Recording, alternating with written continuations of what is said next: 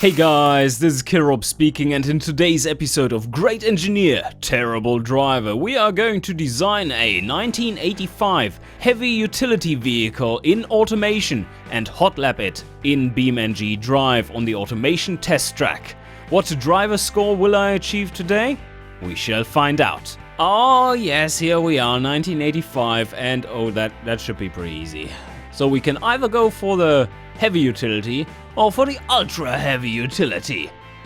And that sounds amazing. Also the drag seems amazing, 0.4. Oh my god. Oh, this beauty. Very boxy. This is not heavy utility though. This is just a van. A tiny van. So okay, yeah. We are going for the big guns, yes. This one. To Americans, this car body is considered a tiny truck. To Europeans, and especially those Frenchies, it's probably considered to be a mammoth, and people go into the zoo to see it. But yeah, we're going to use this one. So what are we going for here? Nothing fancy. Steel, yes, and we do want to use a light truck monocoque. Actually, that gives us a monocoque chassis for the front. And it gives us a ladder frame for the rear. Chassis material, nothing fancy. You want to keep it down with the cost. So galvanized steel it is. And I mean, it's a utility vehicle. It would probably be produced in a large enough factory to actually have a galvanization plant. For the engine placement, important, you do want to have rear wheel drive because you want to drive the wheels which have the most load on it. And if it is loaded down, that is the rear wheel. So we do want to have front engine and probably rear wheel drive or all wheel drive. And the front suspension, the question is, how extreme do we want to go with this?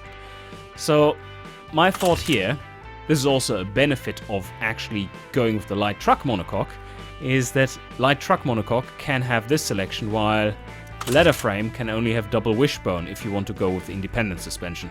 But this can have McPherson as well. So how much of a extreme utility vehicle is this supposed to be? Well, we could go solid axle, but the standard for a utility vehicle would probably be solid axle leaf in the rear and then double wishbone in the front if it's ladder, or some kind of other McPherson configuration if it's this light truck monocoque. We can of course go for leaf, or we could go coil, but that would make it more of an off-road vehicle than a utility vehicle. So I think I'm going to stick with the leaf rear and McPherson front. Engine. Oh yeah, okay. Well, engine is interesting because you need to go larger than you would expect. You do want to have this torque. All the torque, because torque is acceleration. No, bad Kirob. Bad Kirob, that is so wrong. You are so wrong.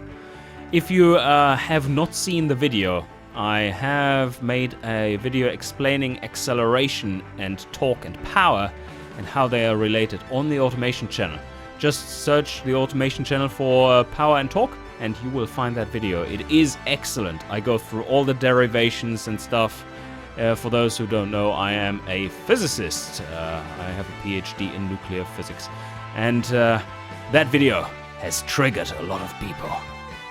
But anyway, here we are. So we do want to keep it somewhat cheap, but we do want to have a lot of low down power, not torque, low down power, which means that the engine also produces a lot of torque down, of course. But that means we need to go reasonably large. Maybe a large-ish V6 to keep it somewhat simple. Cast iron should be fine, and I think we either go...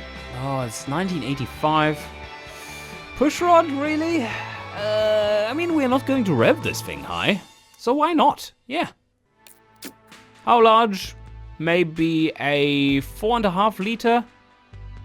That would be considered small, I know, but yeah, it's for pushrod. It's actually pretty small. And because we have the Americans in here, let's go with a what is this? A 4-inch. Yes. Cast, hypertectic cast for the bottom end. We start out at a compression of 8.0 and drop this one down to a cam profile of 20. Oh, one thing I need to do, I want to do, is rev this thing slightly higher. Let's go with the +2 here. That costs barely anything, and it does let you rev a little bit higher. Advanced modern OHV would be +10. Multi-point, because future, yes. So it's an advanced engine, advanced for its time. I don't want to go carburetor because, well, it will be all outdated by the time it comes out. It would come out like 88 something. We are going to run this on regular, dirt cheap, and probably keep it around. We don't need sportiness for this at all, so we could go pretty lean. Let's fuel map it to be the perfect ratio of 14.7. A pretty low-ish ignition timing. Start with 60, maybe advance it to 70. And our target revs are 4,800. Three-way cat, no muffler, reverse flow. Yes, okay, still knocking. That's fine. I just lower this a bit and we're golden. Yeah, it does look like a utility engine. Let's have a full overview. Oh, exhaust is limiting. Yeah, that's good. That's good. We can get a bit more power out of this. Oh, yes. 174 horsepower. That might be a little on the low side for a really large one. We don't need that super much power, but I think around 200 is what I would be liking to aim for here with this vehicle. So maybe we have to switch to a V8. There we go. 217. Now it's pretty large though. Let's drop this down. Let's make it a 6-liter engine. That means we can save in the valve train. As you can see, we are revving high enough for this. It is capping out there. We don't need more power than this. We do have plenty of torque down here, which everyone likes to see. 400 Newton meters of torque from 1.2 to 3.2. That's nice. The exhaust is limiting, I know, but do we really need this? I do like more grunt down low. Makes it more efficient during normal operations. And 4,900 RPM seems to be pretty much perfect. So now we can just up the ignition timing to use all our remaining octane. Something like this. 68, yep, perfect. I think that's a pretty good engine. Look at it. Looks so advanced. And like blobby. Okay, let's test the blob. Here it goes.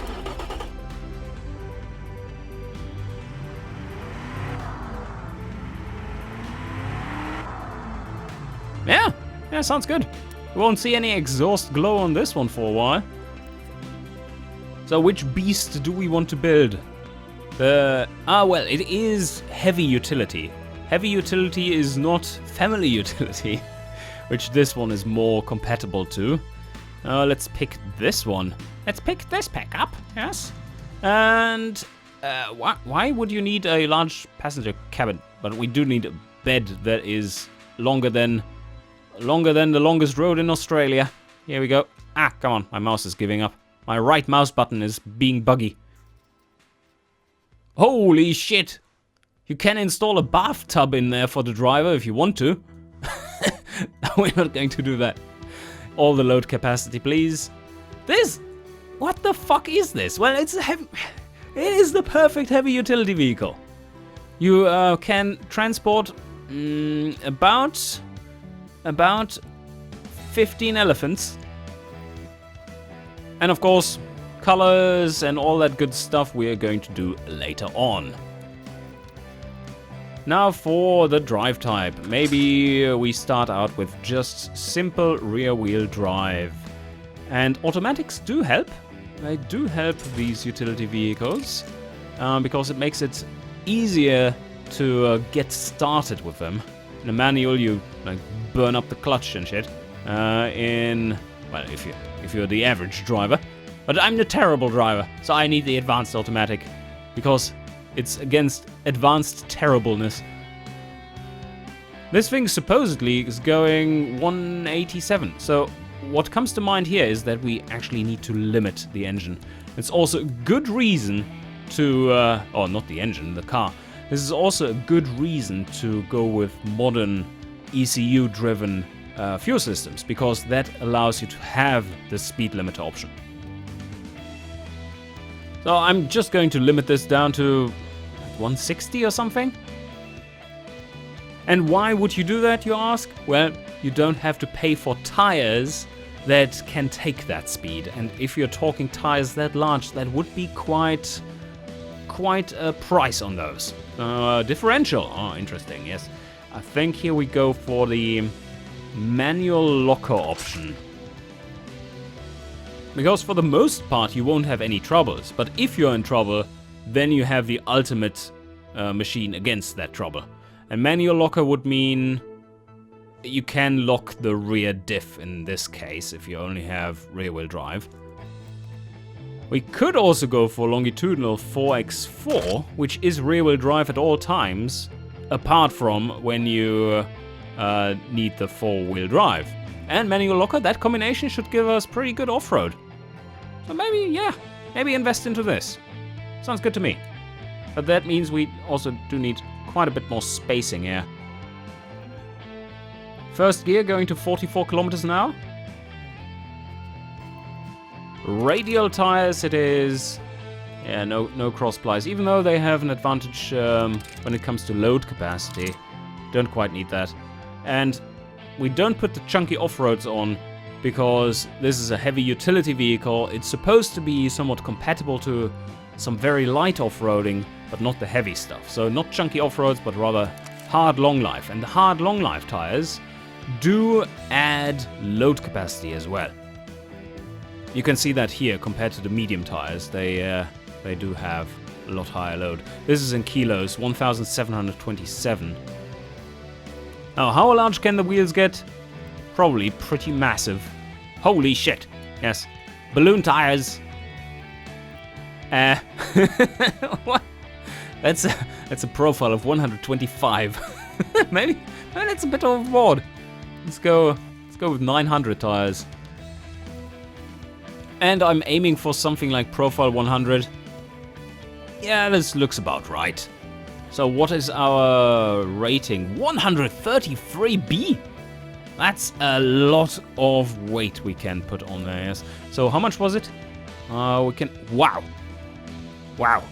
I think that's a lot. Two tons per tire. And they look somewhat reasonable for this car.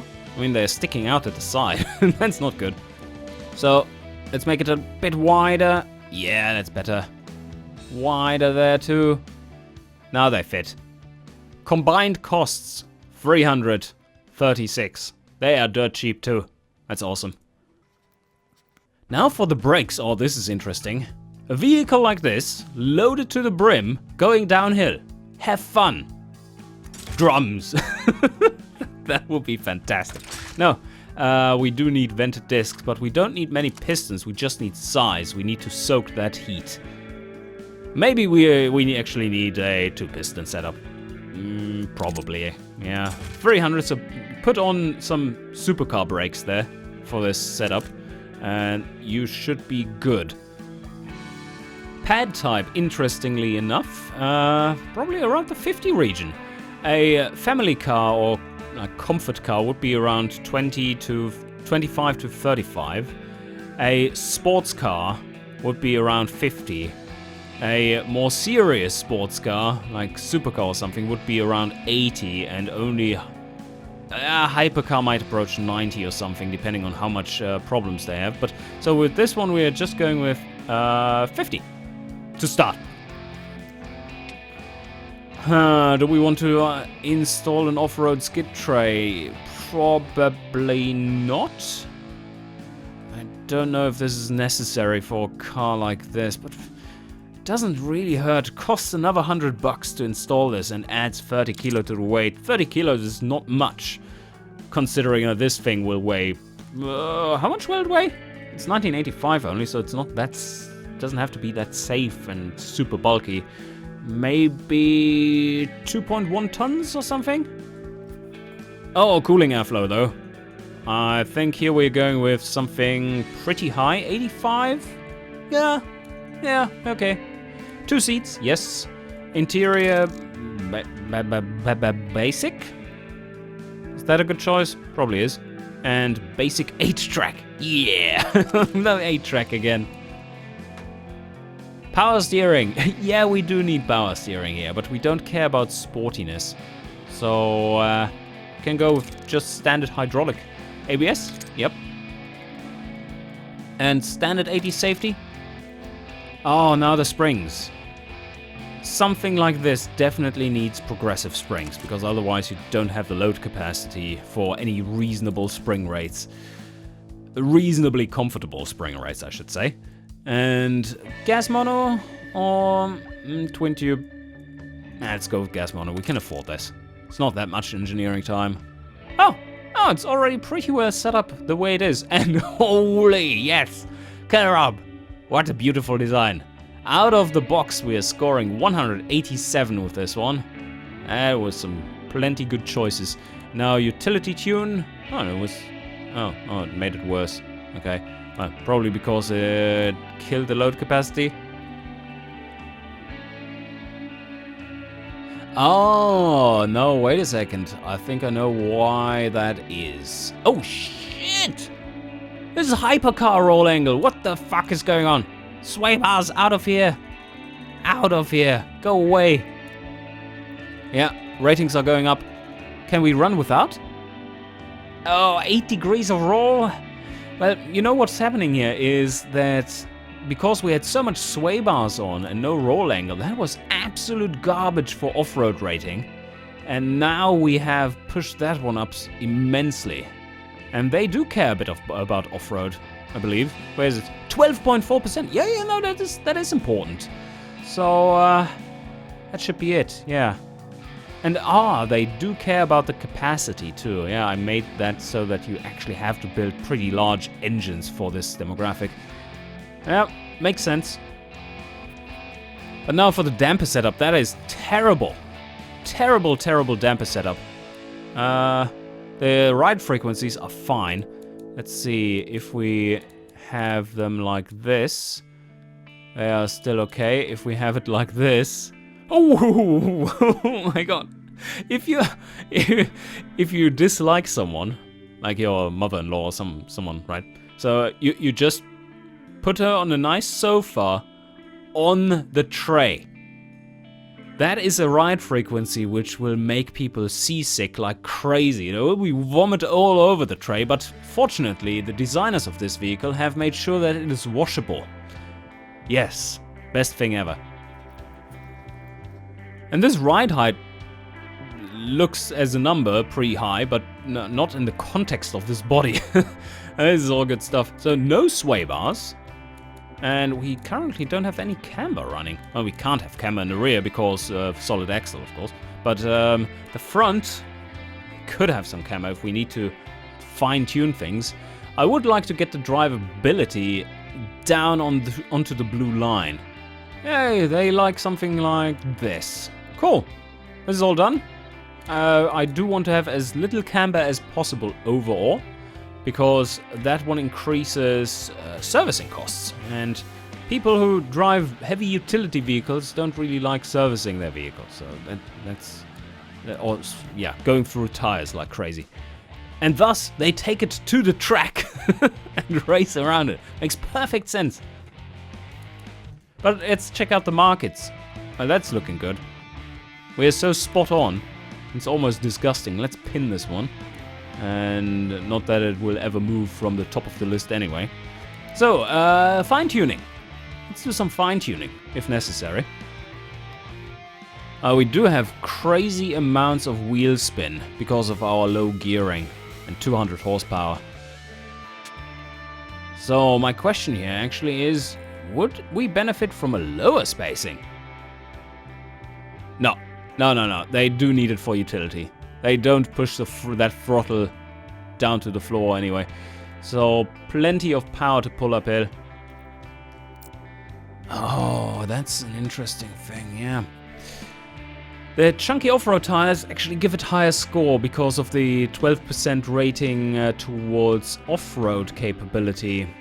And we go from 59 to almost 67 in off-road.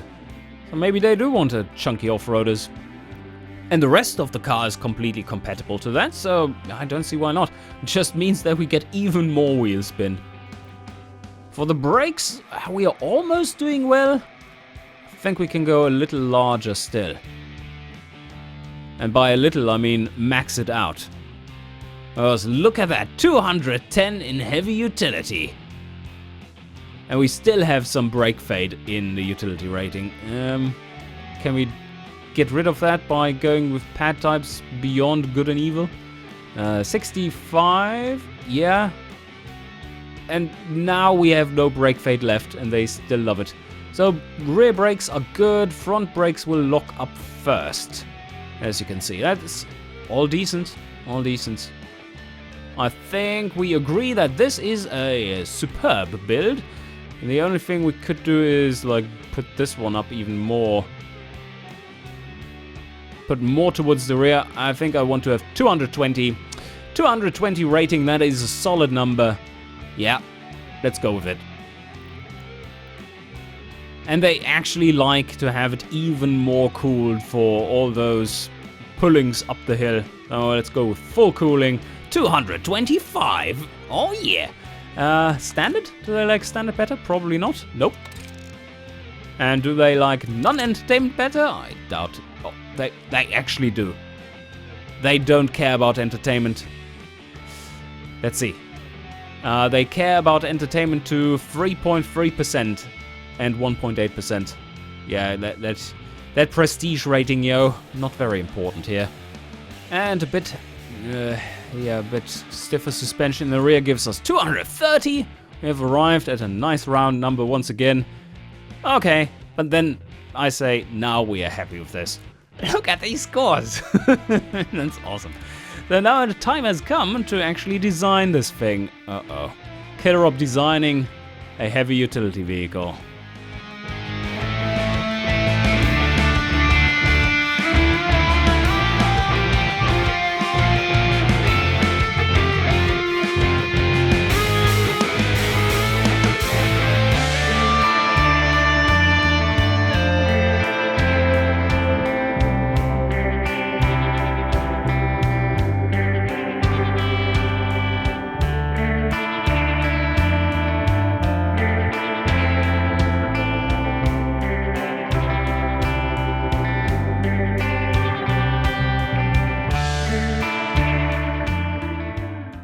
It is done. It is done. The Conveyor Maximus with the Garant DV8 6000A is done. Look at this beauty. It is... It is super cheesy. But I thought first like, oh my god, now this is too cheesy. And then I looked at the year and I was convinced that I was just about right. It has to be this way. The Maximus is here. Does this look proper? I think it does. I think I've captured the style. Oh, look, there you can refuel it. And got even a little step bar on there below the doors. And try to keep it somewhat simple, not overdo it. And maybe the front is slightly too busy. Maybe removing this one might make it look less over the top. Yeah, I kind of like the look of it. This looks less dense in the front compared to how it was with the double bumper bar. So yeah, single bumper front, single bumper rear. I think that makes sense. And I'm happy with it. I am happy with it. Pretty nice design. Solid. Okay. From here, what do we do? Test track action, of course. Here we go. 230. Yes, the test track is coming. Oh, even the newer map. Was this in last time? No, not last time we checked, but this is the release version. So here we go. Send it around the track, Killerob. Oh my god. This is a little slow. And we're reaching top speed. Yes, it's limited. Otherwise the tires blow up. But it still has to lift off for the slingshot. Oh my god. And we're accelerating toward the line. Oh my god, this is the slowest vehicle yet. And we are getting a 3 minutes, 11 seconds, and 64. There it is. It barely fits into the scene. Oh my god. Yeah, this is awesome. And there it is. The Maximus. Unfortunately, the tray is a little weird. That happens with automation cars. That's in general a problem we are still fixing. But because you see it, stuff is punching a hole through, like fixtures are punching holes in through here, which they shouldn't. But from the outside, it's looking good. This is a beast of a truck. Look at how long the bed is. It's awesome. Let's test drive this thing a bit, and then after the warm-up, we race it around the track. Oh, and of course, I'm going with just the normal drive, because the only thing I think this one should have, and oh yeah, it does have those. Rear diff, range box, and all kinds of locking stuff, which it should have. So that's accurate. And we are just going to use it in normal drive mode, because I don't think it has a sports mode. Load it up. Here we go. Go! Yes! Oh, yes. Full acceleration into the Evertson S's. And brake, brake, brake. Turn in. Oh, yeah, it does. It does. It's not too bad. Over the bumps. Which bumps? I don't even notice them. Careful through here. And now full throttle.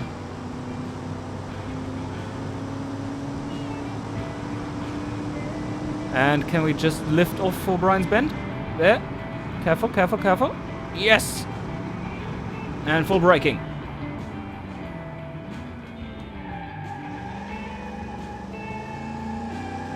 Oh yeah, that was clean.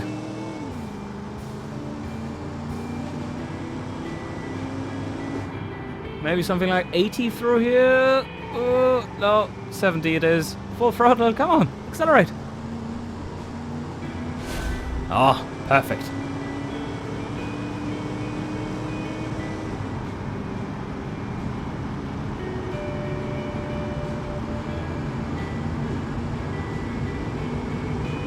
Here we go towards the slingshot.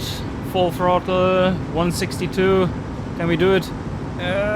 Yes, yes we can. This feels good.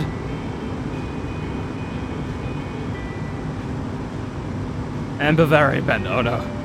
Oh no, here it comes. Here it comes, here it comes. Easy braking, easy braking, easy braking. 80 something through here. Yes, perfect, come on, full throttle, out of here. Oh, yes.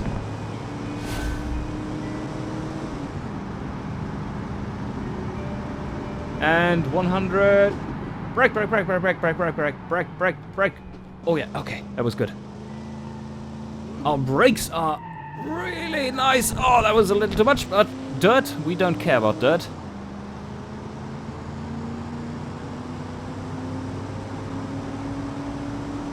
Towards Adam's apex.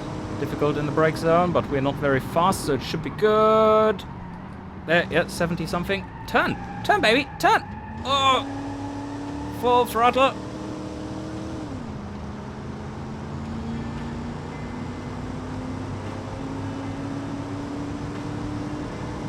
And Cossack corner, last corner. How can we sneak up here? Come on, turn in, full throttle. Oh. Doesn't want to react, it's too steep. And Lamb's Hope. And there are a few bumps coming up, but we don't care. Oh, no, we missed them. Perfect. Oh, that was a good lap. Oh, come on! Oh, Scissor, driver score! Holy shit, yes!